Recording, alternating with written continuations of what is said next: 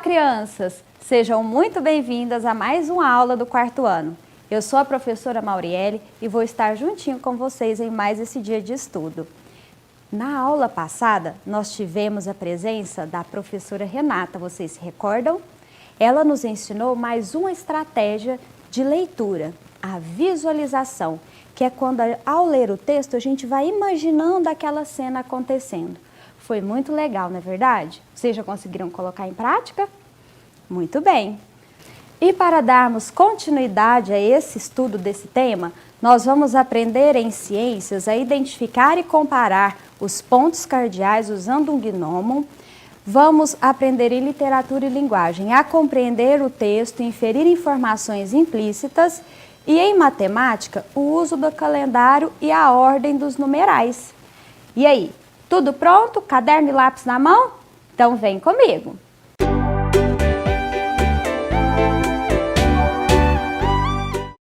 Pessoal, nós aprendemos nas aulas passadas dois movimentos principais realizados pela Terra, a rotação e a translação, vocês se lembram? Com a rotação, nós temos a sucessão dos dias e das noites. E na translação, nós temos o ano. Vocês se lembram? A Terra demora um ano para poder dar uma volta completa no Sol. E ficou uma pulguinha atrás da orelha, uma curiosidade, porque a gente descobriu que a Terra faz esse movimento de rotação a uma velocidade maior que 1.600 km por hora. Essa é uma velocidade atingida por aviões. E a gente pensou assim, então por que é que a gente não sente a Terra girar? E eu deixei essa pergunta para vocês. Vocês fizeram a pesquisa? Encontraram alguma resposta? Bom, então vamos descobrir? Gente, a Terra gira a essa velocidade, mas a gente não sente ela girar por um princípio da lei da inércia. Quem elucidou esse princípio foi Isaac Newton há muitos anos atrás. Bom, eu vou dar um exemplo bem prático para vocês entenderem. Quando a gente está dentro de um carro e ele está se movimentando, a gente só consegue perceber realmente a velocidade que ele está porque a gente vê pela janela os objetos que estão parados. Então, quando eles passam pela gente devagar, a gente entende que a velocidade está baixa. Mas se está passando muito rápido, a gente percebe que a velocidade do carro está muito alta. Bom, mas imaginem que a gente está andando nesse carro ou num trem e que todas as janelas estão tampadas. A gente não sente o chão, a trepidação do chão, a gente não tem essas sensações. Se a gente não vê a paisagem, se a gente não sente as trepidações, a gente provavelmente não vai sentir que o carro está em movimento. Isso porque nós estamos em movimento junto com ele. É a mesma coisa que acontece com a rotação da Terra. Nós estamos nos movimentando junto com ela e por isso a gente não sente ela girar. Interessante, não é verdade? Mas, ó, pessoal, não fica preocupado com essa questão de lei da inércia, porque vocês ainda vão estudar muito isso daqui a alguns anos. O que fica de lição nessa situação é que sempre que a gente tem uma curiosidade, que a gente tem uma dúvida que a gente quer sanar, é importante a gente perguntar para os familiares, a gente pesquisar junto com os familiares e descobrir as respostas. Porque a curiosidade é muito importante no nosso aprendizado. Quem não tem curiosidade em nada, não vai buscar informação e não vai buscar o aprendizado, ok? Então, surgiu a curiosidade, pesquisa para descobrir a resposta. Pessoal, uma outra coisa que a gente aprendeu também é que a translação da Terra combinada à inclinação do eixo da Terra, porque a gente viu, né, que a Terra ela não gira assim na vertical certinha, ela é um pouco inclinada. Então, pessoal, esse movimento de translação associado à inclinação da Terra é que nos dá a sucessão das estações do ano. Vejam só, nós temos aqui uma imagem que é meramente ilustrativa. A gente não tem, por exemplo, neve aqui na nossa cidade, não é verdade? Bom, mas ela está ilustrando as estações do ano: outono, inverno, primavera e verão. Mas já que na nossa cidade, na nossa região, a gente não tem exatamente essa configuração, essa percepção das estações do ano, então será como é que a gente percebe aqui na nossa região, aqui na nossa cidade, a mudança das estações? Será o que muda para nós de uma estação para outra? Eu tenho uma proposta de atividade para a gente poder descobrir isso juntos. Vejam só. Vocês vão fazer no caderno de ciências essa tabela com as 4 estações do ano. Eu coloquei para vocês a data em que elas começaram e terminaram. Verão começou dia 21 de dezembro do ano passado e terminou no dia 20 de março. O outono, que começou no dia 20 de março, terminou no dia 21 de junho. O inverno, que começou dia 21 de junho, terminou no dia 22 de setembro, está terminando 22 de setembro. E primavera, começando dia 22 de setembro e terminando dia 21 de dezembro. Gente, acabou a primavera, o que acontece? Começa tudo de novo, inicia-se novamente o verão. Então, nessa tabela, o que eu quero que vocês observem e registrem? Eu quero que vocês digam, em cada estação, como é o clima? É mais quente? É mais frio? É mais seco? É mais úmido? Venta mais? Venta pouco? Como que é? As roupas, as vestimentas, como é que são nessa época? São roupas com tecidos mais encorpados, pesados, ou são roupas mais leves, mais coloridas, cores mais fechadas? Como são as roupas que a gente costuma usar em cada uma dessas épocas? E a vegetação? Será que na vegetação que a gente observa na paisagem acontece alguma transformação também? Então, vocês vão observar todos esses pontos e registrar nessa atividade no caderno de ciência de vocês. Posso contar com vocês?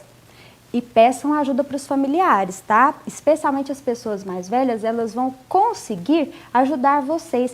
Elas têm um olhar maravilhoso, uma percepção muito boa para essas mudanças nas estações do ano. E junto aos movimentos da Terra, a gente também aprendeu sobre os pontos cardeais. Vocês se lembram? Norte, sul, leste, oeste. A gente aprendeu que se a gente acordar cedinho, dar uma olhada pela paisagem, a gente encontrar o sol e estender o nosso braço direito, a gente está apontando o leste. Do outro lado, nós temos o oeste. À nossa frente, nós temos o norte e nas nossas costas, nós temos o sul. Isso a gente aprendeu, já estamos craques.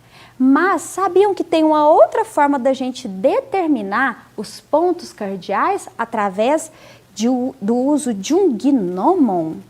Não é gnomo, é gnomon. Vocês conhecem, já ouviram falar, já utilizaram essa ferramenta?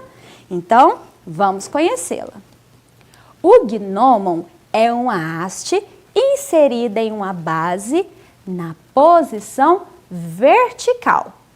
Quando colocado sob o sol, sombras da haste são projetadas na base e mudam ao longo do dia, de acordo com a posição do sol no céu. Então, vamos observar a imagem? O menino colocou o gnomon, olha só, o gnomon é essa varetinha, essa haste, em cima de uma base branca. E vejam a sombra que ela está fazendo. Aí a gente precisaria saber qual o horário do dia que ele está observando esse gnomon. Mas no nosso experimento, vocês vão conseguir entender um pouco mais. Então, pessoal, talvez vocês até já viram um gnomon em um relógio de sol. Vocês já viram um relógio de sol? Olhem esse aqui, lá no município de Três Itilhas, em Santa Catarina. Vejam. Esse relógio de sol, ele começa a marcar as horas às 8 da manhã e termina às 5 da tarde. Então, ele depende do quê? Se é um relógio de sol, ele depende da luz solar, muito bem. E olha aqui o nosso gnomon, bem no centro da base do relógio. E a sombra da haste? Qual horário está marcando esse relógio, gente? Muito bem, está marcando meio-dia. Mas e como é que a gente vai usar o gnomon para poder descobrir os pontos cardeais? Vamos lá. Vocês vão precisar de um bambu ou uma vareta reta, massa de modelar, papelão, lápis ou giz para realizar este experimento. Professora, mas eu não tenho massinha de modelar na minha casa, eu não sei fazer massinha de modelar caseira, o que eu vou fazer? Usa a criatividade. Lá na minha casa eu também não tinha massinha de modelar, mas eu tinha o papelão. E aí eu utilizei essa varetinha, que é aquele espeto de churrasco, sabe? E para poder fixar a minha vareta, para ela ficar firme e não tombar, eu recortei alguns pedacinhos de papelão e fiz uma base para ela. Assim ela fica fixa e não tem perigo de cair e prejudicar o meu experimento. Mas olha, se vocês forem usar esse espeto aqui de churrasco, cuidado com essa ponta, porque pode causar acidentes, tá? Então você pode pedir para a família cortar ou para eles ajudarem você a montar. Combinado? Então, depois que o material estiver com vocês, que o gnomo estiver montado, vocês vão posicioná-los sob a luz do sol. E como vai funcionar a observação? Veja só. De manhã, às 8 horas da manhã, você vai marcar a primeira sombra da haste. Então, veja aqui o exemplo. Você vai fazer um traço com o lápis ou com o giz e marcar a primeira sombra da haste, às 8 horas da manhã. Você pode, ao longo do dia, observar o seu gnomo, mas a próxima hora que você vai marcar será às 16 horas ou 4 horas da tarde. Então, feitas as duas sombras da haste, nós vamos ter uma figura um pouco parecida com um triângulo. Depois disso, a gente faz essa marcação para unir os pontos e encontra o meio exato entre o horário das 8 e o horário das 16 horas. Encontrou o meio exato? Então, pode posicionar o sul. Isso mesmo, com essa marcação nesses horários, a gente vai encontrar o sul. E depois que a gente encontrou o sul, fica muito fácil encontrar o restante. O leste se posiciona à direita do sul, o oeste se posiciona à esquerda do sul e o norte se posiciona à frente. Viram só como é simples? Então, faça o seu experimento, anota as observações. Se você tiver uma bússola em casa ou se você tiver um aplicativo de bússola no celular, você pode comparar no final para ver se o gnomo marcou direitinho os pontos cardeais norte, sul, leste e oeste. Viram só? Conto com vocês. Crianças, para o nosso estudo de texto de hoje, eu trouxe um texto muito familiar para nós, que a gente encontra no dia a dia facilmente, nos meios impressos, nos meios digitais, na televisão, que é a reportagem. Vejam só, essa reportagem ela tem uma certa relação com o assunto que nós estamos trabalhando, as 4 estações, mas vai explorar de uma forma bem artística, vocês vão perceber. Bom, o texto reportagem tem algumas características bem específicas em sua estrutura. Por exemplo, a manchete, vejam só, que vem em letras maiores, mais destacado, para chamar a atenção do leitor. A linha fina ou subtítulo que vem logo abaixo, trazendo um pouco mais de informação sobre a reportagem, também com a função de chamar a atenção do leitor. E logo abaixo nós temos o primeiro parágrafo, conhecido como lead, que vai trazer algumas informações como o que, quando, onde, né? Pode ser o primeiro ou os primeiros parágrafos a lead, tudo bem? E aqui nós temos quem escreveu a reportagem, por Cristiane Martins. Bom, quando a gente faz essa leitura, a gente tem que usar aquelas estratégias que a professora Renata nos ensinou, se lembram? A estratégia de ativar os conhecimentos prévios. Logo observando a manchete, a gente já consegue ativar os conhecimentos prévios. Coleção Folha para Crianças apresenta as 4 estações. Então já vem à nossa mente tudo o que a gente sabe sobre as 4 estações. E a gente agora já sabe muita coisa, não é verdade? 8º volume da série chega às bancas no domingo, com a adaptação ilustrada do Concerto do Italiano Vivaldi. Vocês já assistiram a algum concerto? Sabem quem é Vivaldi? Quem conhece já vai ativando os conhecimentos prévios. Quem não conhece, calma que já vai conhecer. Ao ler o corpo do texto, a gente pode retomar aquelas outras duas estratégias que a professora Renata também nos ensinou. Se lembram? Fazer perguntas ao texto e a estratégia de visualização.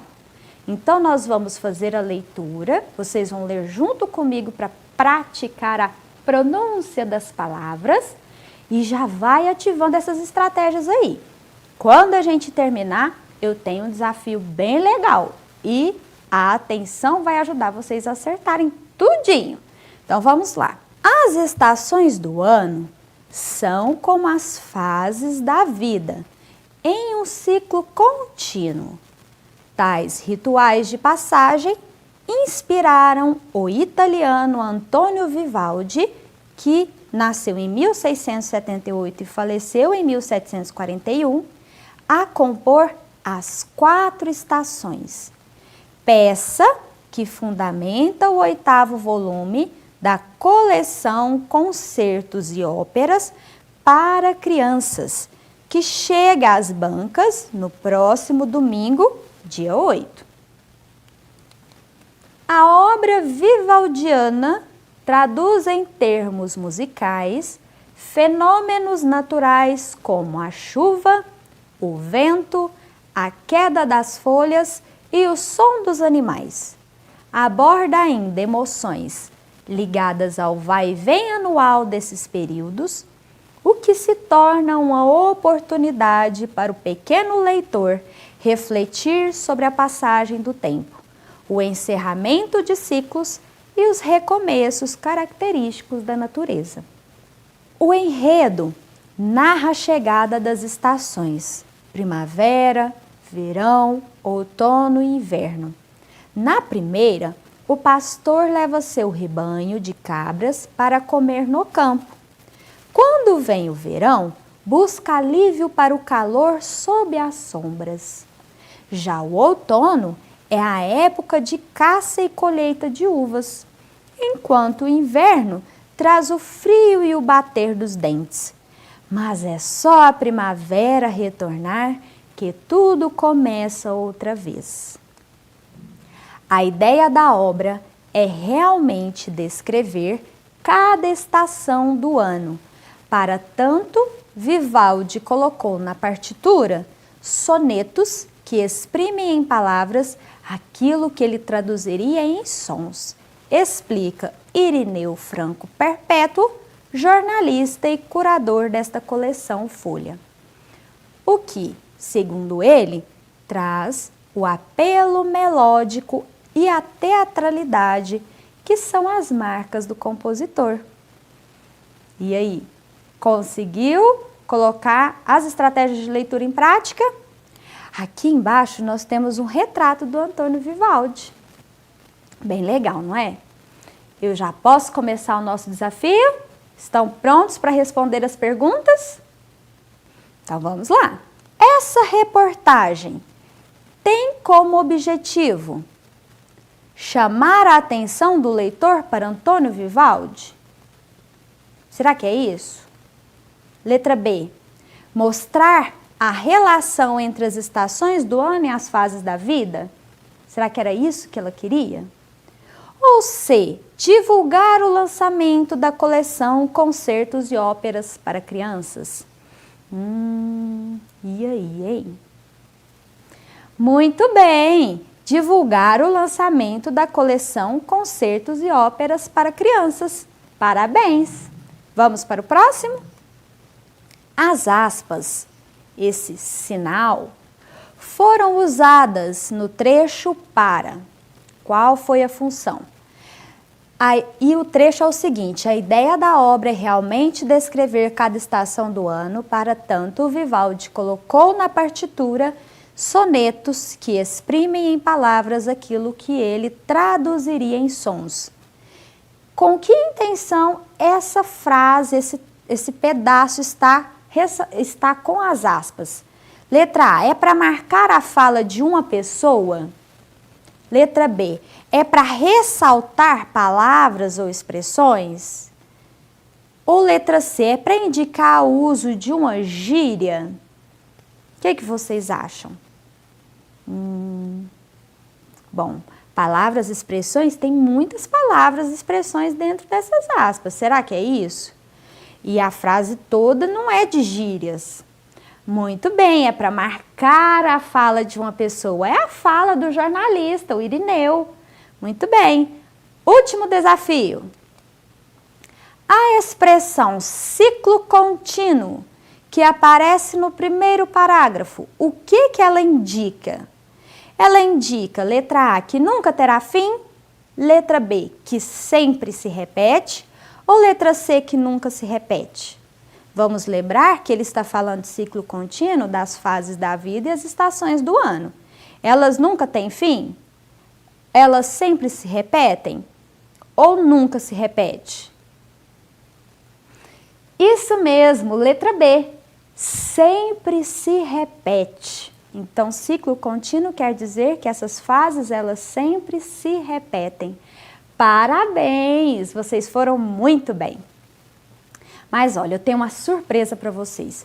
Eu trouxe um pedacinho desse concerto para vocês poderem ouvir e se deliciar. Mas olha, não é para ouvir de qualquer jeito, hein, pessoal? Vamos observar os sons da natureza que os instrumentos musicais vão fazer. Será que a gente vai conseguir perceber, como a reportagem disse, esses elementos da natureza? Esse concerto é da Camerata Florianópolis. Vamos ouvir?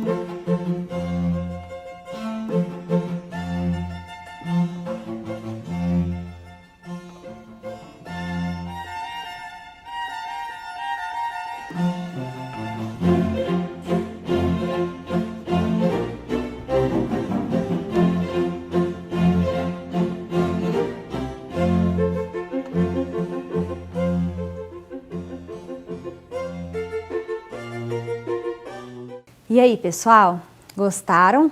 Ah, eu achei muito lindo.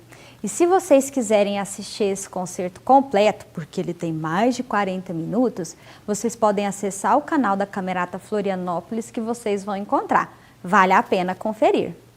Pessoal, nós estamos falando muito sobre passagem do tempo, não é verdade? Então, eu trouxe alguns desafios do livro Um Giro pela Aprendizagem de Matemática para a gente poder exercitar esse conceito. Vamos lá? A nossa primeira questão diz o seguinte: depois de passar 170 dias do ano, podemos dizer que ainda estamos no primeiro semestre? Ainda estamos no primeiro bimestre? Já estamos no segundo semestre? Passaram-se mais de 7 meses do ano? E aí, gente, depois de 170 dias, qual é a opção correta? Vamos relembrar uma coisinha básica aqui, que é o conceito de semestre, bimestre. Bom, esse aqui é o nosso calendário de 2020. Vejam só, janeiro, fevereiro, março, abril, maio e junho, os 6 primeiros meses compõem o primeiro semestre. O segundo semestre começa em julho e vai de julho, agosto, setembro, outubro, novembro e dezembro, terminando em dezembro. Então, 170 dias, será que vai ficar aqui dentro do primeiro semestre? Será que vai passar para o segundo semestre? Será que vai ter mais de 7 meses? Bimestre, a questão também falou em bimestre. Bimestre, bicampeão, ele foi 2 vezes campeão. Bimestre, 2 meses. Então, conjuntos de 2 em 2. No ano, nós temos 6 bimestres, ok? Então, agora que a gente relembrou, vamos pensar. Como é que a gente consegue resolver essa questão? Qual estratégia você usaria? Lembre-se que matemática a gente tem muitos caminhos para seguir, não é mesmo? Vamos lá no quadro? Bom, pessoal, eu preciso lembrar uma questão. Sempre que a gente for resolver essas atividades em matemática, envolvendo passagem de dias, os meses, a gente precisa lembrar que nessas contas a gente considera o mês comercial, que é de 30 dias. Porque a gente tem variação. Alguns meses tem 30 dias, outros tem 21, fevereiro tem 28 e 29. Então, a gente tem uma variação de dias entre os meses. Então, para padronizar e conseguir fazer esse cálculo, a gente considera o mês comercial de 30 dias, tudo bem? Então, vamos pensar. 170 dias. A gente pensando isso em meses. Quantos meses teriam se passado ao longo desses 170 dias? Bom, a primeira estratégia que a gente pode usar é fazer a divisão. Dividir os 170 dias por 30 dias. Por quê? Cada mês tem, em média, 30 dias, então eu vou chegar ao número de meses que se passou nesses dias. Pessoal, então vamos usar a divisão? Vejam só, vocês se lembram que eu ensinei que quando a gente vai dividir um número que tem 0 a partir da unidade por um número que é múltiplo por 10, que a gente tem um truquezinho que a gente pode usar para poder simplificar a nossa operação? Ah, isso mesmo, a gente pode eliminar os zeros. Eu tenho um 0 aqui, vou eliminar o 0 do divisor e do dividendo. Ah, ficou muito mais fácil. Ao invés de dividir 170 por 30, vou dividir 17 por 3. Muito boa essa dica, não é verdade? Então, vamos lá. 1 dá para dividir por 3? Não. Então, eu preciso unir a centena com a dezena. Então, vamos lá. 17. Que número eu vou multiplicar por 3 que eu vou chegar o resultado ao 17? Perto. Lembra que não pode passar. Vamos lá? 3 vezes 1, 3. 3 vezes 2, 6. 3 vezes 3, 9. 3 vezes 4, 12. 3 vezes 5, 15. 3 vezes 6, 18. Ih, passou. 18 não podemos usar. Então, nós vamos usar o 5. 5 vezes 3 é igual a 15. Acabou? Não, temos a subtração. 7 menos 5, sobram 2. 1 menos 1, 0. Então, quer dizer que vão ter se passado 5 meses. Dos 170 dias se passaram 5 meses. Muito bem? Então, vamos ver lá qual das letras correspondem a essa nossa resposta? Mas vamos dar uma olhadinha nas outras opções? Ainda estamos no primeiro bimestre? Não, porque se passaram 5. Já estamos no segundo semestre? Não, ainda estamos em maio. Passaram-se mais de 7 meses do ano? Não, então a resposta certa é a letra A. Muito bem. Mas a gente poderia fazer isso de uma forma diferente? Poderíamos. Na matemática nós temos diversos caminhos. A gente poderia contar de 30 em 30. Vamos lá? Junto comigo? 30, 60, 90, 120, 150, 180. 180 passou, então a gente ficaria aqui. 5 meses. Viram só?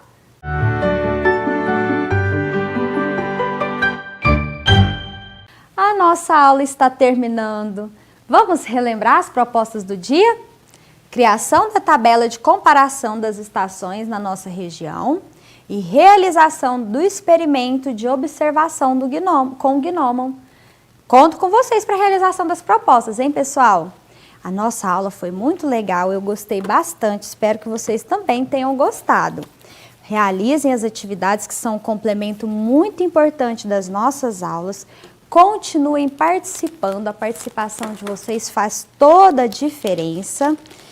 Eu aguardo vocês na nossa próxima aula. Tchau!